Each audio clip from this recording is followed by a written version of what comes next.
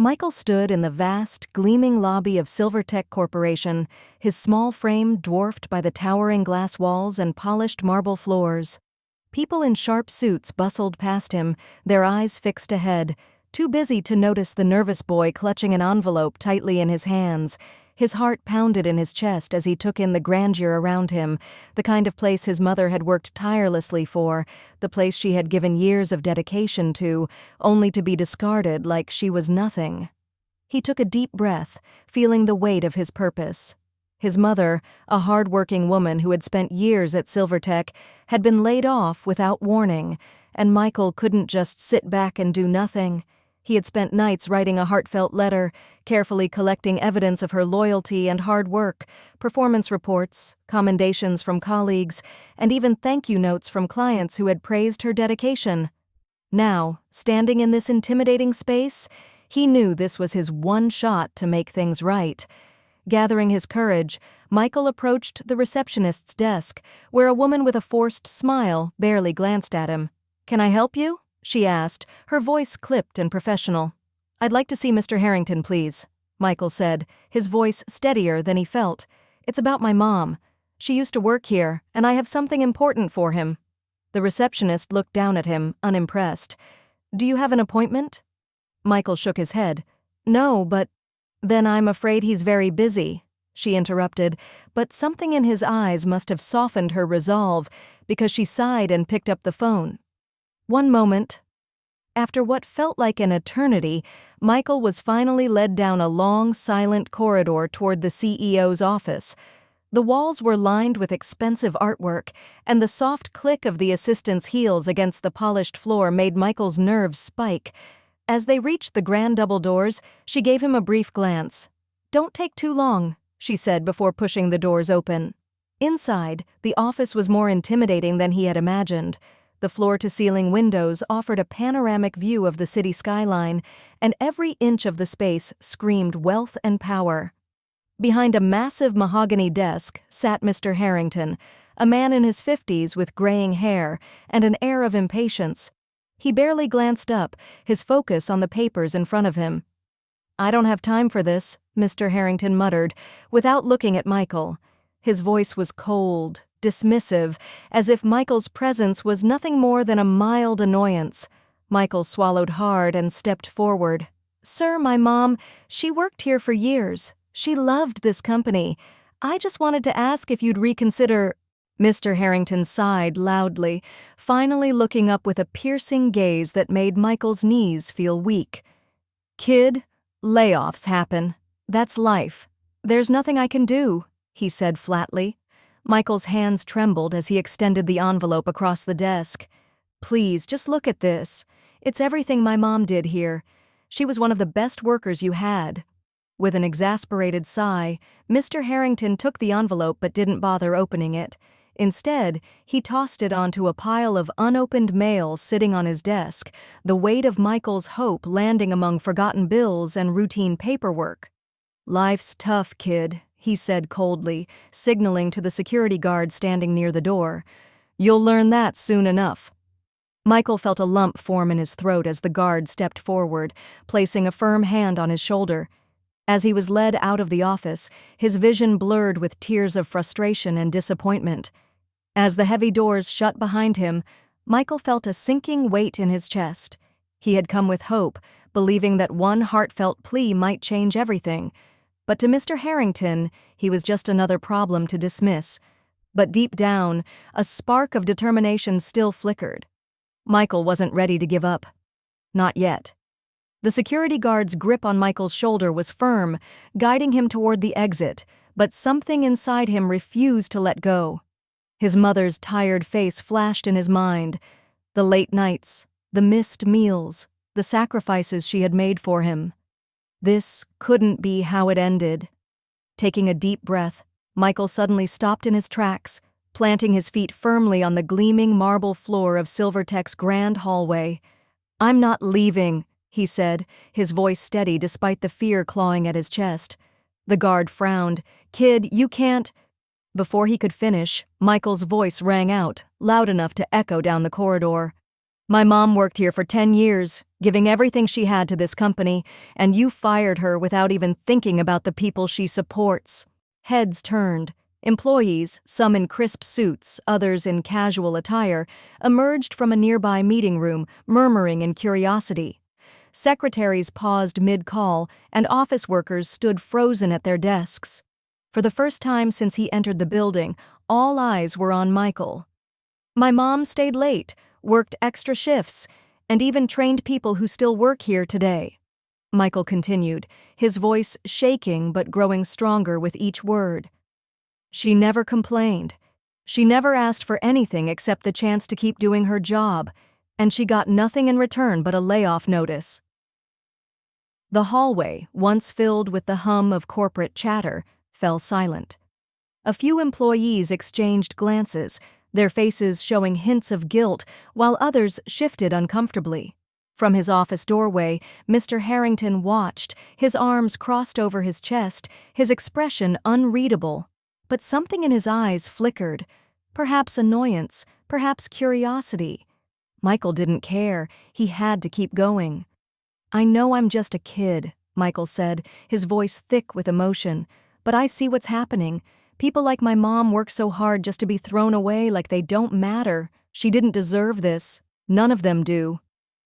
A tall woman with silver hair, one of the senior executives, stepped forward. Her face was lined with years of experience, and her eyes held a mixture of concern and intrigue. "What's your mother's name?" she asked gently. "Angela Carter," Michael replied, his eyes pleading for someone to listen. "She worked in accounting. She loved her job. She loved this place." He swallowed hard, feeling the tears threatening to spill. "All she ever wanted was to make life better for me." The woman exchanged a look with a few colleagues, her brow furrowing. "Angela Carter," she murmured, nodding slowly. "I remember her. She trained me when I first started here." Another voice piped up from the crowd. "She helped me when I was struggling with reports," said a young man in glasses. "She was always the first to volunteer when we needed overtime." More murmurs followed, and Michael's heart swelled with hope. People were starting to remember, they were starting to care. Mr. Harrington stepped forward then, his face hardened but his eyes focused intently on Michael. "Kid, you've made your point," he said, his voice losing some of its earlier arrogance. "But business is business. We can't always keep everyone." Michael stood his ground. "Business doesn't mean you forget the people who built it," he shot back. "You talk about success, but without people like my mom, there wouldn't be a company." The senior executive glanced at Mr. Harrington, her lips pursed thoughtfully. "Maybe we should take another look at these layoffs," she said. "Angela Carter was a valuable employee. Perhaps others like her were overlooked." The tension in the air shifted. The employees around them nodded in agreement, some even murmuring their support. Michael saw something in Mr. Harrington's face that he hadn't before: hesitation. "I'll have HR review her case," Harrington said gruffly, trying to maintain his authority. "No promises, but we'll look into it." A collective sigh of relief rippled through the crowd, and Michael felt a small smile tug at his lips. He wasn't sure if it was a victory yet, but it was something, and something was better than nothing. As the employees slowly dispersed, the silver-haired executive placed a reassuring hand on Michael's shoulder. "You're brave, young man," she said warmly. "Your mother should be proud." Michael nodded, feeling a weight lift from his chest. "Thank you," he whispered, his voice barely audible. As he walked out of the building, his heart pounding with cautious hope, he realized that his courage had done more than just plead for his mom's job. It had forced an entire corporation to see the people behind their profits. Whether they would act on it or not, only time would tell. And as he stepped onto the sidewalk, the sun warming his face, he knew one thing for certain. He had done what his mom would have wanted. He had stood up, spoken out, and reminded everyone that real success was built on people, not just profits. By the time Michael got home that evening, he had no idea how much his words had spread. What had started as a desperate plea in the towering halls of Silvertech had turned into something far bigger than he could have imagined. The employees who had overheard him began whispering amongst themselves, sharing memories of his mother's hard work and kindness. She was always the first one in and the last to leave, one employee murmured to a colleague near the break room. Another nodded solemnly. Angela trained half of us here. The way they let her go was wrong. Inspired by Michael's courage, more employees started voicing their frustrations about the company's recent layoffs and leadership's disregard for loyal workers. Some shared their own stories: long hours without appreciation, years of service reduced to a generic dismissal letter, and an overwhelming sense of being undervalued. Unbeknownst to Michael, one of the employees had discreetly recorded his impassioned speech in the hallway and shared it on social media. Within hours, the video exploded online. The heartfelt plea of a determined 13-year-old boy standing up to a powerful CEO resonated with thousands of people across the country. Comments flooded in, praising Michael's bravery and condemning Silvertech for their treatment of dedicated employees. "This boy has more integrity than their entire board of directors," one comment read. "This is what real leadership looks like. Someone needs to hire his mom back," another user posted. The hashtag #Justice for Angela began trending, and within hours it caught the attention of major news outlets. Reporters swarmed Silvertech's headquarters the next morning, demanding answers. Cameras flashed and microphones were shoved into the faces of executives, but they had no choice but to deflect with generic statements, knowing the situation was quickly spiraling out of control. Inside the office, the tension was palpable. Employees who had once remained silent now felt emboldened. A group of them drafted a petition demanding a review of the recent layoffs and called for better treatment of staff. Mr. Harrington, upon seeing the flood of negative media coverage, clenched his jaw as he scrolled through the backlash on his phone. He had built his career on tough decision-making, but the public scrutiny was something he hadn't anticipated. The board of directors was breathing down his neck, and shareholders were asking questions. Meanwhile, Michael sat in his tiny living room with his mother, watching the news in disbelief. "Michael," she said, tears welling in her eyes, "what have you done?" "I just told the truth, Mom," he replied, holding her hand tightly.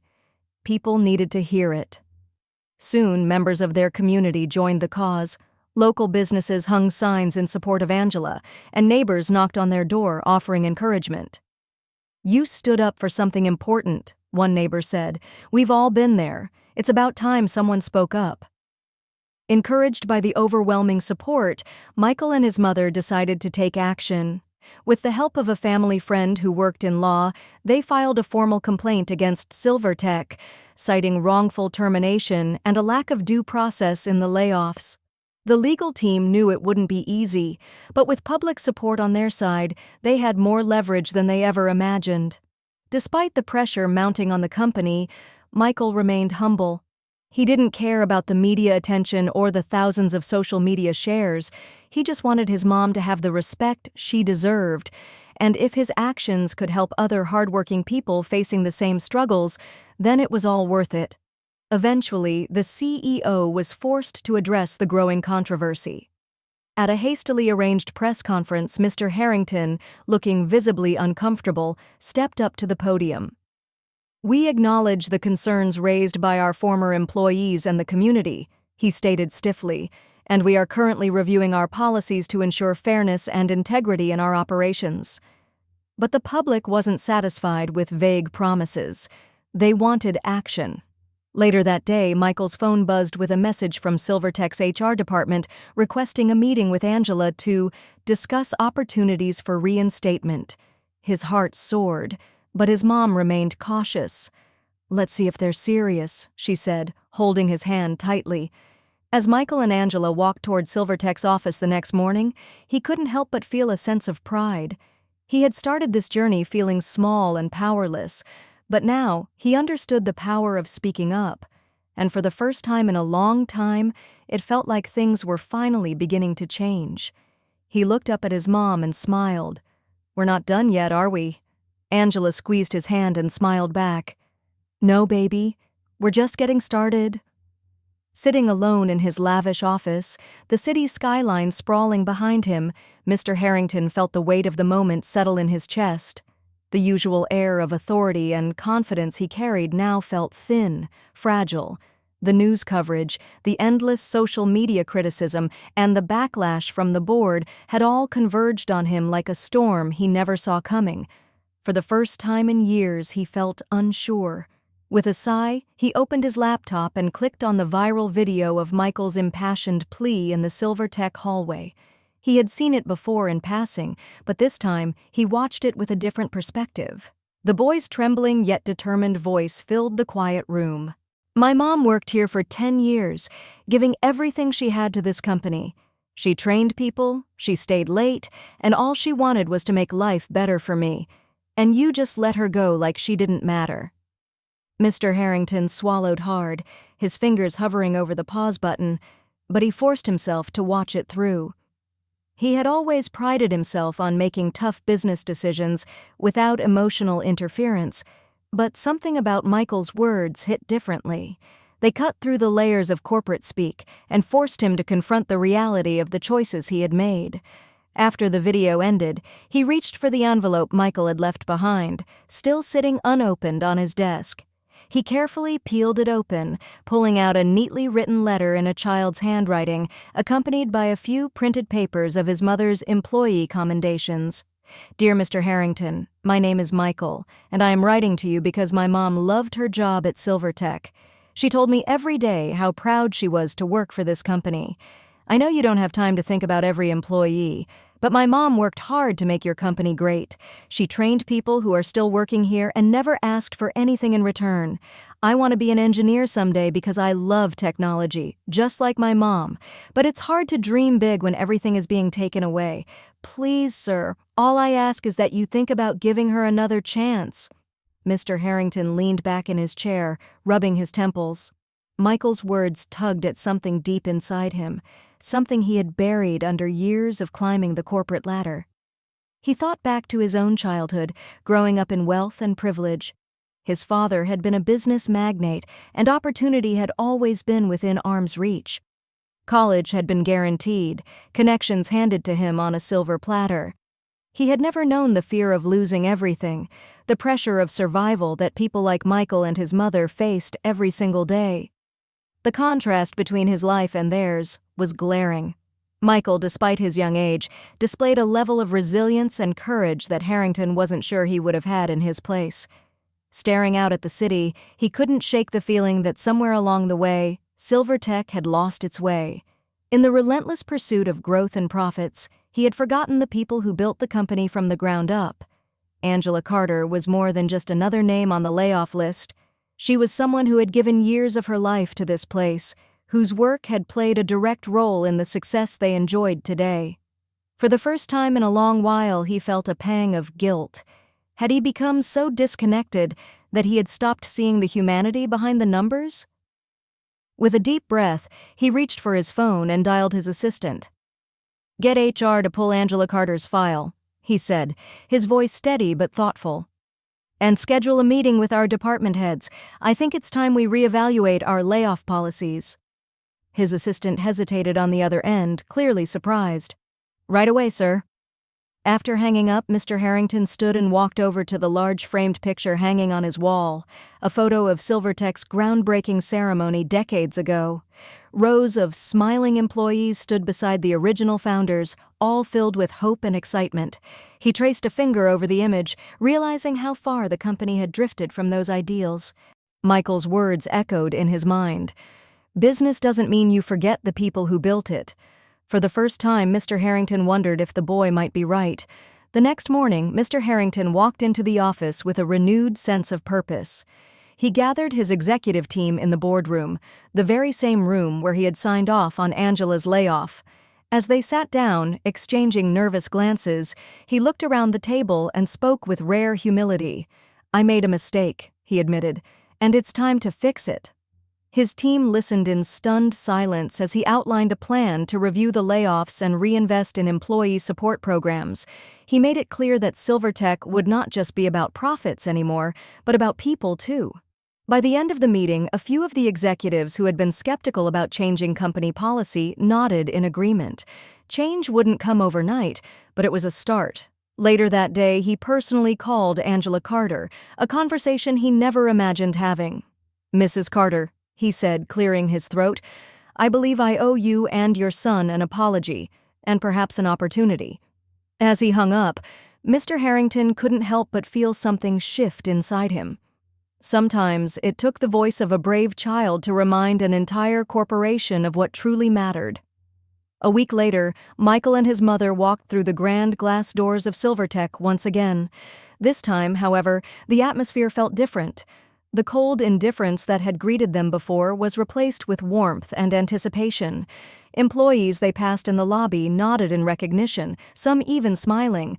The whispers of doubt and dismissal were gone, replaced by murmurs of admiration and respect. As they reached the reception desk, Michael spotted Mr. Harrington himself standing there, waiting for them.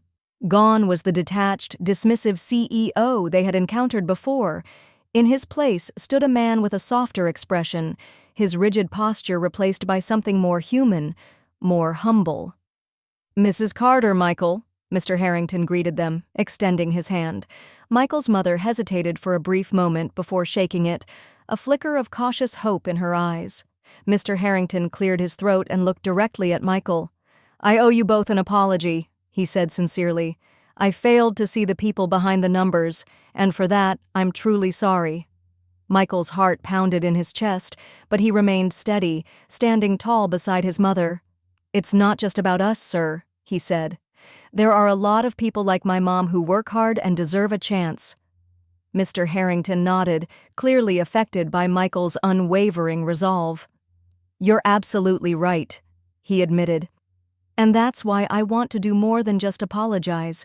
Mrs. Carter, we would like to offer you your position back, along with a well-deserved promotion. Your work has always been invaluable to us, and I regret that it took this long to recognize that." Michael's mother gasped softly, tears welling up in her eyes. "Thank you," she whispered, overwhelmed with emotion. She had never expected this outcome, not after how they had been treated before. But Mr. Harrington wasn't finished. He turned to Michael, a small smile forming. "Your courage and determination have inspired us to think differently, Michael. Today, I'm proud to announce a new company initiative, one that aims to support underprivileged communities with scholarships and job training programs. No hardworking individual should ever feel invisible again." Michael's eyes widened in disbelief as Mr. Harrington continued, "And to start this off, I'd like to offer you the first scholarship in the program. We want to support your dream of becoming an engineer. Your mother's dedication and your bravery deserve that much and more." Michael looked up at his mother, who squeezed his hand tightly, tears slipping down her cheeks. He could barely believe it. Everything they had fought for, everything they had endured, was finally leading to something bigger than them. "Thank you," Michael said, his voice thick with emotion. I wanted to help my mom. I never thought it would turn into this." Mr. Harrington nodded. "Sometimes, change comes from the most unexpected places," he said, "and it takes people like you to remind us of what really matters." As Michael and his mother left the building that day, they walked with their heads held high. Justice had been served, but more importantly, they had paved the way for others who might have once felt unheard, unnoticed. The boy who had once been ignored had not only changed the CEO's heart, but had also reshaped the future of the company. Silvertech would never be the same again. Walking down the busy city street, Michael smiled, feeling lighter than he had in weeks. "Mom," he said, looking up at her, "I think we did something really good today." His mother smiled down at him, her eyes filled with pride. "We did, baby. We really did."